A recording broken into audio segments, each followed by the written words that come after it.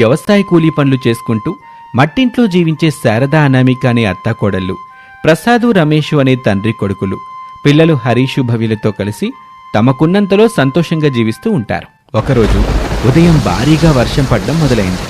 Harish భవ్యులు school బ్యాగులు వేసుకుని స్కూల్కి వెళ్లటానికి రెడీగా గుమ్మం దగ్గర నిలబడి బయటపడుతున్న వర్షాన్నే చూస్తూ ఉంటారు. అన్నయ్య, ఇంత వర్షంలో అంత దూరంలో ఉన్న మన బడికి నడుచుకుంటూ వెళ్ళేసరికి పూర్తిగా తడిసిపోయేలా ఉన్నాం.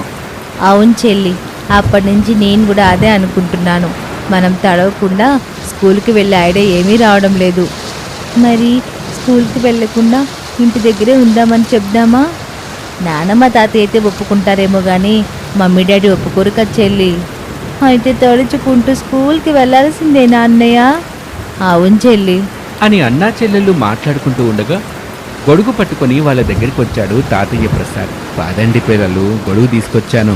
ఆ గొడుగు నీకు మాత్రమే సరిపోతుంది తాతయ్య, ఇక నేను చెల్లి ఎక్కడుండాలి అని హరీష్ అనగానే ప్రసాద్ బొంగమూతి పెట్టి, నేనేమంతగా లావుగా లేనులేరా అని అంటాడు. అది చూసి భవ్య చిన్నగా నవ్వుకుంటుంది. అయ్యో తాతయ్య, అన్నయ్య ఉద్దేశం నువ్వు లావుగా ఉన్నావని కాదు. ఆ గొడుగు చిన్నగా ఉంది కదా, అందుకే అలా చెప్పాడు. నువ్వే ఆలోచించు తాతయ్య, ఆ చిన్నగా ఉన్న గొడుగు కింద నువ్వు మాత్రం సరిపోతావు. ముందు పట్టుకుంటే వెనక తడుస్తావు, వెనక్కి పట్టుకుంటే ముందు తడుస్తావు. మొత్తం మీద నువ్వు గొడుగు పెట్టుకున్నా తడుస్తావని అన్నయ్య అలా అన్నాడు తాతయ్య.